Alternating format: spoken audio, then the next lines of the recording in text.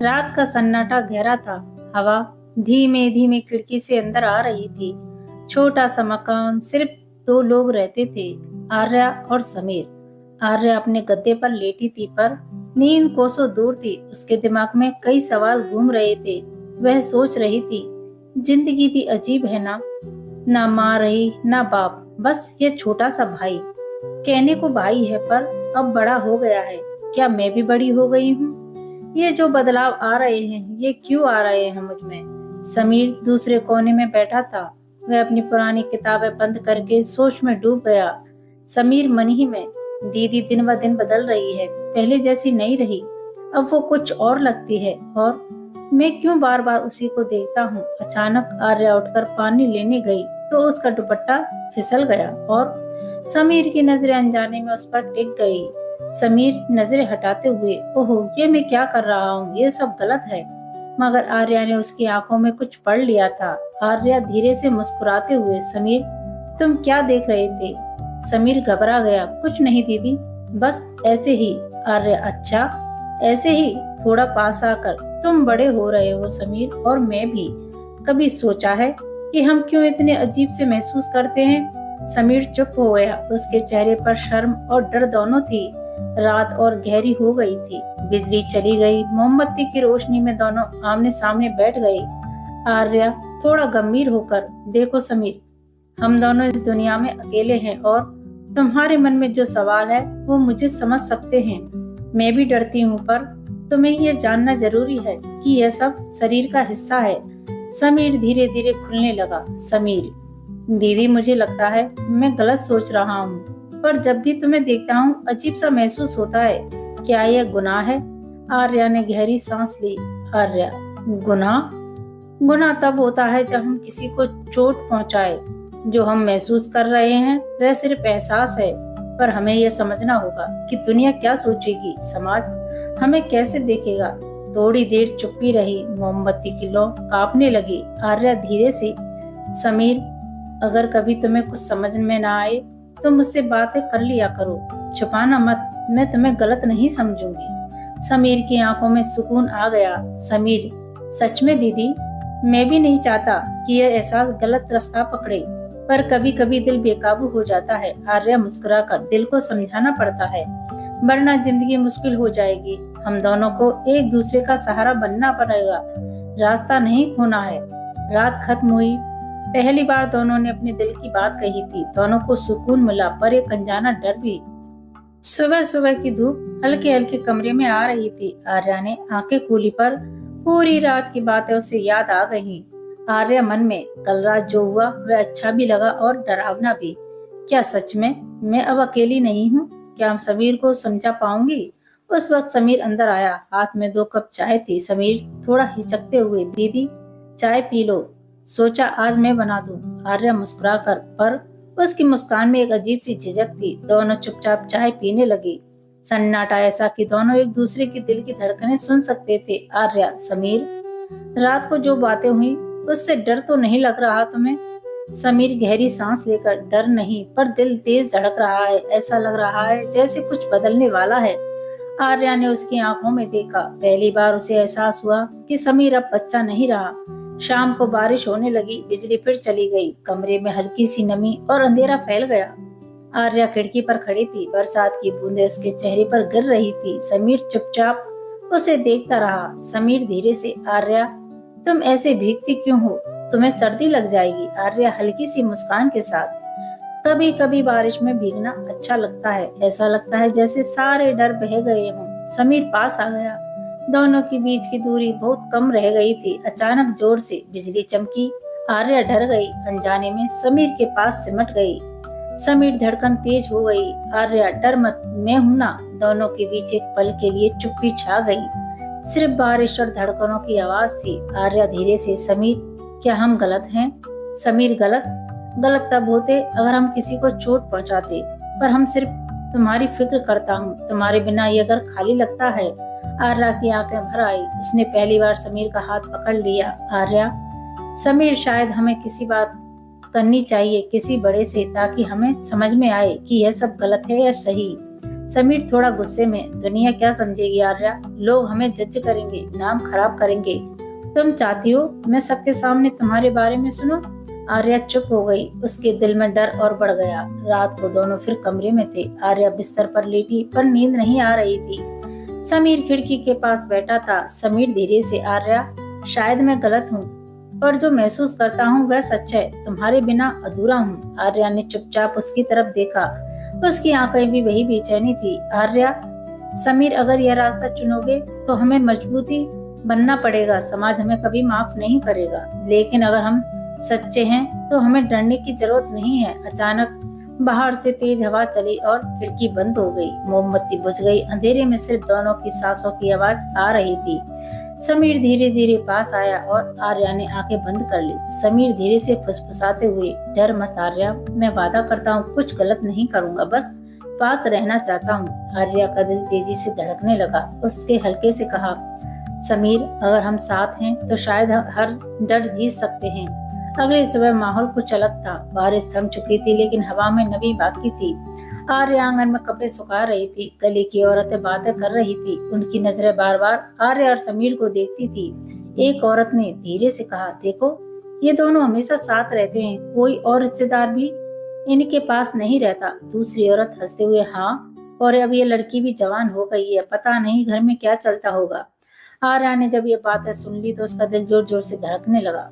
शाम को समीर काम से लौटा। आर्या का चेहरा उतरा हुआ था। समीर, क्या हुआ आर्या, तुम इतनी उदास क्यों हो? आर्या गुस्से में, समीर लोग बातें बना रहे हैं, गली में सब हमारी तरफ अजीब नजरों से देखते हैं, मुझे डर लग रहा है। समीर ने मुट्ठी भींच ली। गंभीर आवाज में कहने लगा, तो क्या करूं, दुनिया को रोक दूं? लोगों का काम है बोलना, पर आर्या मैं सिर्फ तुम्हारे लिए जी रहा हूँ, बाकी दुनिया से मुझे कोई मतलब नहीं। आर्या की आंखों में आंसू आ गए और समीर का हाथ पकड़ लिया। समीर, मैं तुम्हारी बात समझती हूँ, लेकिन अगर किसी दिन ये लोग हमें अलग कर दे तो? समीर ने आंखों में देखते हुए कहा, कोई हमें अलग नहीं कर सकता। अगर जरूरत पड़ी तो हम इस जगह को छोड़ देंगे, कहीं और जाएंगे जहाँ कोई हमें ना पहचानेगा। आर्या चौंक गई। आर्या, शहर छोड़ देंगे? समीर की आवाज में धीमे से, हम अपना नया घर बसाएंगे जहाँ कोई हमें ताने ना मारे, फिर वहाँ हम खुलकर जी सकेंगे। रात को घर का सन्नाटा था। आर्या बिस्तर पर लेटी थी और सोच रही थी, क्या मैं सच में सब कुछ छोड़कर चली जाऊंगी? क्या यह सही रास्ता है? लेकिन अगर मैं यहीं रहूंगी तो ये ताने में खा जाऊंगी। तभी समीर उसके पास आया। आर्या सो रही थी, नींद नहीं आ रही है। उसके पास बैठ गया। उसने पहली बार उसके बालों में हाथ फेरा। आर्या की धड़कनें तेज हो गई। समीर ने, तुम क्या कर रहे हो? समीर धीरे से मुस्कुराते हुए कहा, बस तुम्हें सुकून देने की कोशिश कर रहा हूँ। तुम्हारे चेहरे पर जो डर है वो मुझे अच्छा नहीं लगता।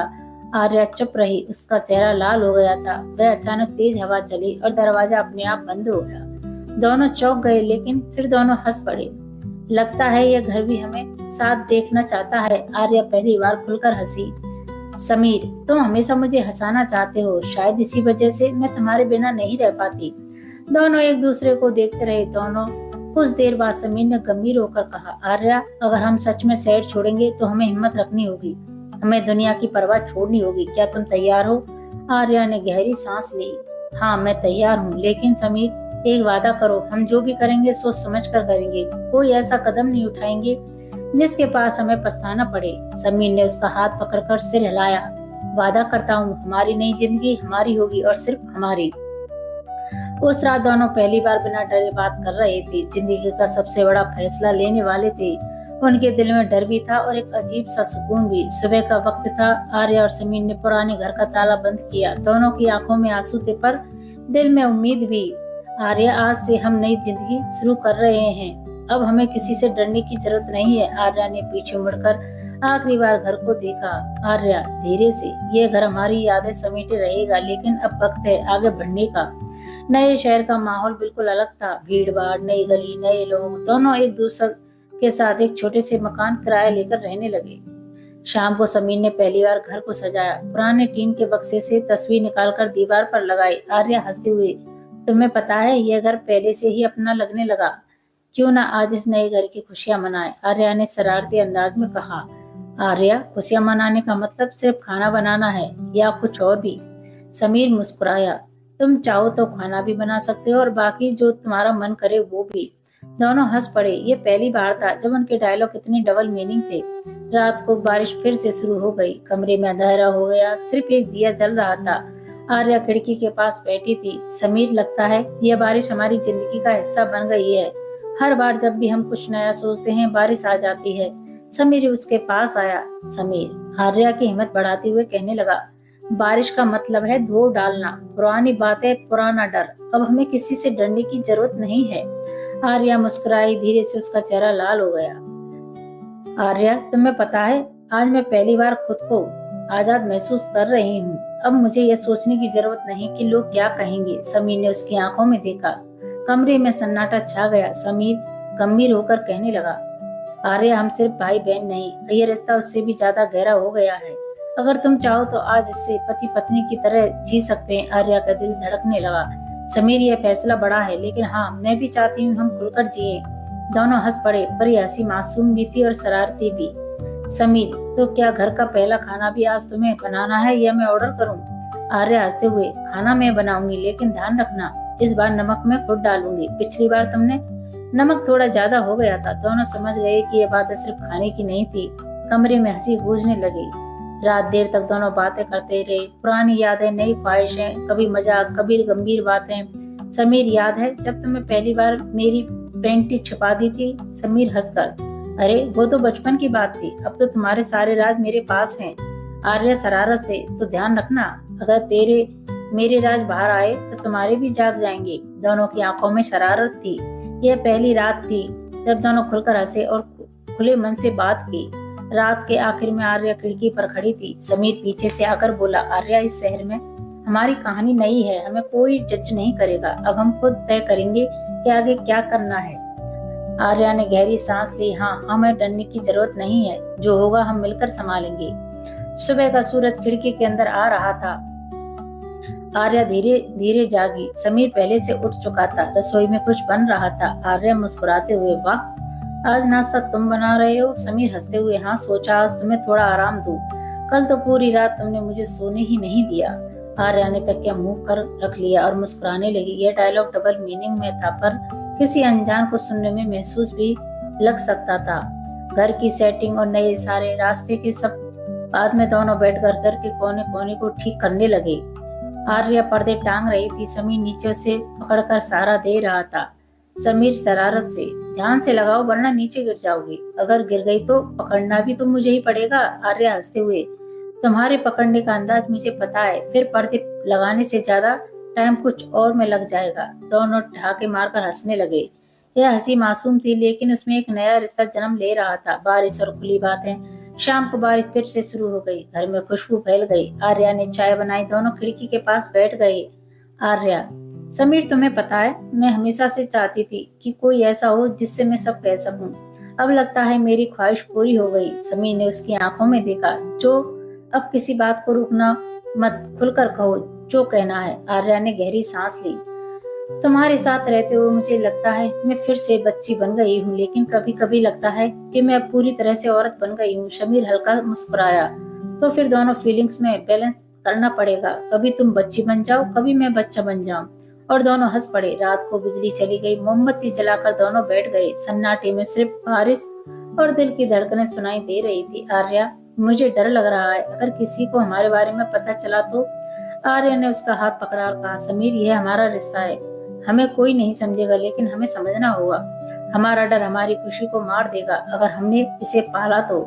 समीर ने धीरे से कहा, तो अब डर खत्म? आर्या ने उसकी आंखों में देखा, मुस्कुराते हुए कहा, खत्म। उस पल दोनों के बीच की सारी झिझक टूट गई, यहाँ तक कि कमरे का सन्नाटा भी उसका साथ दे रहा था। नया रिश्ता, नई चुनौती। अगले सुबह पड़ोस के आंटी मिलने आई। उन्होंने दोनों को एक साथ देखा, मुस्कुरा दी।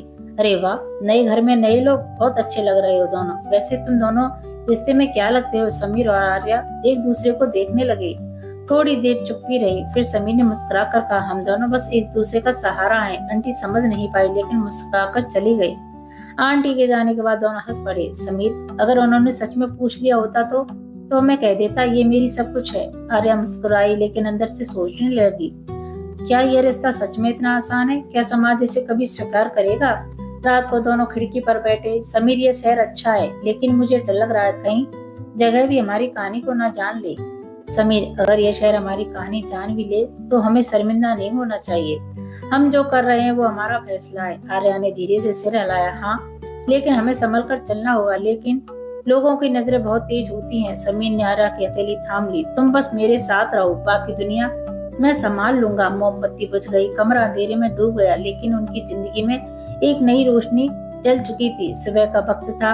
आर्या किचन में थी। उसका चेहरा थोड़ा फीका लग रहा था। समीर ने नोटिस किया। क्या हुआ आर्या, तबीयत ठीक नहीं है? आर्या ने धीरे से कहा। पता नहीं, 2 दिन से अजीब लग रहा है। खाने की खुशबू भी अजीब लग रही है। समीर ने थोड़ा सोचकर कहा, कहीं तुम? आर्या ने शर्माते हुए उसकी बात बीच में ही काट दी। हाँ, मुझे भी लगता है। दोनों कुछ सेकंड एक दूसरे को देखते रहे। फिर समीर मुस्कुरा पड़ा। मतलब हमारी जिंदगी में तीसरा मेहमान आने वाला है। आर्या ने आंखें झुका ली। समीर डर रहा था, लोग क्या कहेंगे। समीर ने उसका हाथ पकड़ लिया। लोग जो भी कहें, ये हमारी खुशी है, तुम बस मुस्कुराओ। इसी बीच पड़ोस की आंटी आ धमकी। अरे बेटा, सुबह सुबह क्या फुसफुसा रहे हो? कोई गुड न्यूज है क्या? समीर और आर्या एक दूसरे को देखकर हंस दिए। समीर ने बचाते हुए कहा, कुछ नहीं आंटी, बस मौसम की बातें कर रहे थे। आंटी हंसते हुए, अरे मौसम की बात तो बाद में करना। ये जो आर्या का चेहरा चमक रहा है ना, ये कुछ और बता रहा है। आर्या ने शर्मा कर रसोई में भाग गई। आंटी और समीर दोनों हंस पड़े। शाम को मोहल्ले में गपिश शुरू हो गई। लोग धीरे धीरे कानाफूसी करने लगे। सुना है नए किराएदार की घरवाली प्रेग्नेंट है, पता नहीं शादी हुई भी है या नहीं। एक पड़ोसन बोली। अरे वाह, अरे भाई, शहर में सब चलता है, हमें क्या लेना। दूसरा बोला, लेकिन ये मजेदार बात है, कल चल कर देखेंगे। ये सुनकर समीर हंस पड़ा। आर्या, अब तो हमारा घर चर्चा का विषय बन गया है। आर्या ने मजाक में कहा। तो फिर हमें भी चर्चा लायक काम करना चाहिए ना। समीर ने आंखें मारते हुए कहा, आज रात कर ही लेते हैं। दोनों ठाके मारकर हंस पड़े। रात को समीर आर्या के पास आया।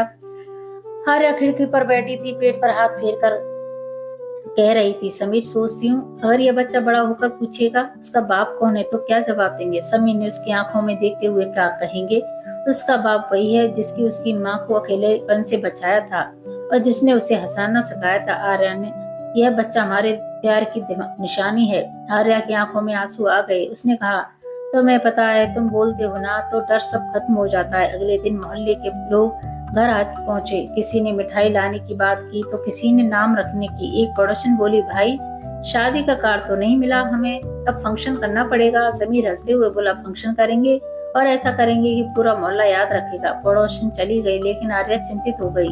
समीर, यह शादी का फंक्शन करना जरूरी है क्या? समीर मुस्कुराते हुए कहा, शादी नहीं, लेकिन इससे लोगों के सवाल खत्म हो जाएंगे और फिर हम खुशी खुशी यहाँ रहने लगेंगे। आर्या ने गहरी सांस ली। ठीक है, फिर तैयार हो जाओ, हमारी असली शादी होने वाली है। कमरे में दोनों की आंखें मिली। इस बार उनकी हंसी में डर नहीं, बस आत्मविश्वास था। टाइम बीत गया, 9 महीने पूरे हो गए, पता नहीं चला। एक दिन रात के 2 बजे हॉस्पिटल के बाहर समीर बेचैनी से चक्कर काट रहा था।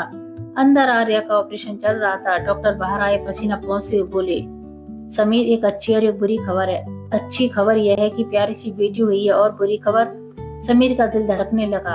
आर्या ठीक है ना? डॉक्टर ने चुपचाप सिर झुका लिया। हमने पूरी कोशिश की, लेकिन आर्या को नहीं बचा सके। समीर के कान सुन्न हो गए। उसके हाथ से रिपोर्ट गिर गई और वह वहीं बैठ गया जैसे उसके पैरों तले जमीन खिसक गई हो। दिन में आर्या की चिंता। समीर ने अपने हाथों में मुखिन दी। बगल में नवजात बेटी रो रही थी। समीर आंखों में आंसू लिए। आर्या, तुम चली गई, लेकिन इस बच्ची को अकेला नहीं पड़ने दूंगा। वो तुम्हारी याद है, तुम्हारा सपना है। उसने बेटी को गोद में लिया और वादा किया, वो उसी के किसी कमी महसूस नहीं होने देगा। आज मैं इस माँ और बाप दोनों की कमी पूरी करूंगा। कुछ महीनों बाद समीर ने शहर बदल लिया। नया घर, नया मोहल्ला, नए लोग। दिन रात काम करके बेटी की परवरिश करने लगा। पड़ोस की आंटी अक्सर आती, हंसते हुए कहती, आंटी, अरे बेटा, यह बच्ची तो बिल्कुल अपनी माँ जैसी दिखती है। देखते देखते बड़ी हो गई। समीर बस मुस्कुरा देता, लेकिन अंदर से टूट चुका था। रात को अक्सर वे आर्या की तस्वीर देखकर रो पड़ता। बेटी अब 5 साल की हो चुकी थी। बात बात पर हंसती, समीर को पापा कहकर गले लगाती। कभी कभी समीर का दिल भरा आता। आर्या, देखो तुम्हारी बेटी कितनी प्यारी है, तुम होती तो कितना खुश होती। मोहल्ले की औरत अक्सर गपिस करती है, अकेला आदमी और एक छोटी बच्ची, पता नहीं घर कैसे चलता है। एक बार मोहल्ले की किसी शादी में समीर को बुलाया गया। वहाँ पड़ोस ने मजाक में कहा, समीर भाई, आप भी अब दूसरी शादी कर लो, यह बच्ची भी बड़ी हो रही है। समीर ने मुस्कुराते हुए कहा, अभी तो ये मेरी दुनिया है, शादी के लिए टाइम मिलेंगे तब बताएंगे। लोग हंसने लगे। किसी ने कहा, अरे ये तो घर का किचन भी खुद संभालते हैं, बच्चे को भी। लगता है इस मोहल्ले की महिलाएं बेरोजगार हो जाएंगी। कमरे में ठाके गूंज उठे।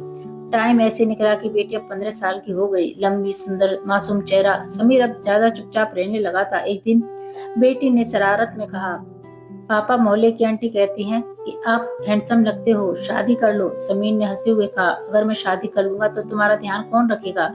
बेटी शर्मा गई और बोली, मैं अब बच्ची नहीं रही पापा, अपना ध्यान खुद रख सकती हूँ। कमरे में एक अजीब सी खामोशी छा गई। रात को समीर अपने कमरे में बैठा था। बेटी पास सो रही थी। बारिश हो रही थी, बिल्कुल वैसे ही कभी आर्य के साथ होती थी। समीर ने बेटी को देखा।